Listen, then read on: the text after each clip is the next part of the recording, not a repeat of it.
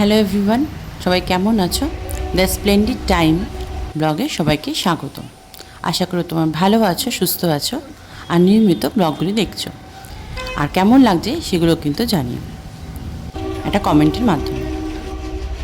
আজ তোমাদের সাথে আমি গল্প করতে এলাম। এই সংক্রান্ত ভিডিও কয়েকটা আমি তোমাদের সাথে শেয়ার করেছিলাম, কিন্তু পুরো গল্পটা তোমাদের বলা হয়নি, তাই আজকে এই ভিডিওটা।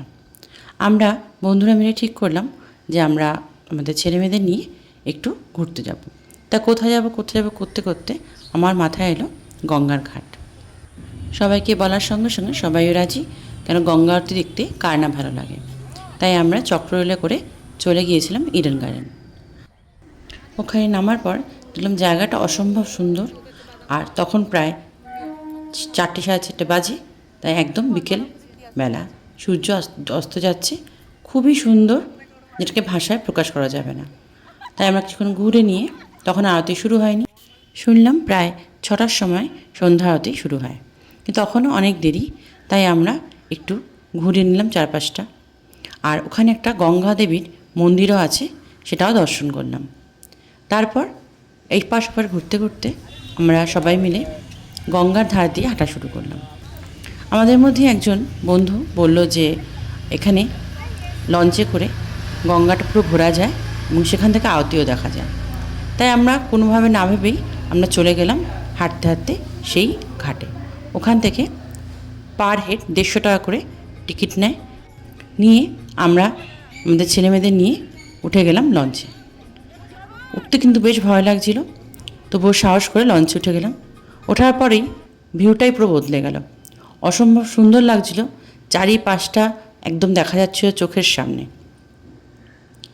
ছোটো ছোটো নৌকো যাচ্ছিল। আর তখন দেখলাম আস্তে আস্তে এখানে আরতিও শুরু হচ্ছে, সেটাও কিন্তু দেখে নিলাম।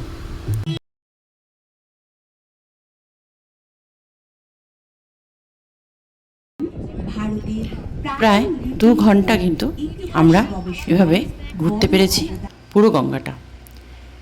হুগলি সেতুর নিচ থেকে গিয়ে আবার ফিরে আসা, চারিপাশটা সকাল থেকে সন্ধে হতে দেখা, সামনে গিয়ে ছবি তোলা, মানে অসম্ভব সুন্দর একটা সময় কেটেছে। আর তোমরা লক্ষ্য করে দেখবে, তোমাকে যারা জাজ করবে না তাদের সাথে কিন্তু ঘোরার মজাটাই আলাদা। তারপর আমরা সন্ধ্যা আরতি দেখলাম, প্রায় দুটো ঘাটে কিন্তু আমরা সন্ধ্যা আরতি দেখেছি। আর সকালের যেরকম ভিউ ছিল, রাতের ভিউটা কিন্তু সম্পূর্ণ আলাদা। ছোটো ছোটো নৌকোতে লাইট জ্বলছে, ওখানে আরও বড় বড় লঞ্চ দাঁড়িয়েছিল, সেগুলোতে কিন্তু নানা রকমের আলো জ্বলছিল। মনে হচ্ছে যেন একটা স্বপ্নপুরী। ভীষণ ভালো লেগেছে এই দিনটা, যেটা আমরা প্ল্যান করিনি। এরকম দিন সব থেকে ভালো কাটে। তাই আমরা কিন্তু শুধুমাত্র গিয়েছিলাম আরতি দেখতে, তার সাথে কিন্তু এই উপরি পাওনাটা আমরা পেয়ে গেছি। আর সব থেকে যেটা ভালো লেগেছে সেটা হচ্ছে হাওড়া ব্রিজ আর হুগলি সেতু। এই দুটো নিচ থেকে যাওয়ার সময় একটা অন্যরকম একটা অনুভূতি। আবার এর সকালের সৌন্দর্য, রাতের সৌন্দর্য এক এক রকম, যেটা খুবই ভালো লাগবে।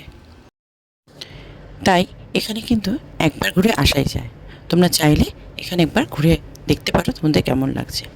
আর একটা কথা তো বলতে ভুলেই গেছি, লঞ্চে কিন্তু খাওয়ার ব্যবস্থা আছে, চা, চপ, পকোড়া, এগুলো কেউ চাইলে কিনে খেতে পারে। আজকের গল্প এখানেই শেষ করলাম। আবার কোনো গল্প নিয়ে তোমাদের সামনে হাজির হব।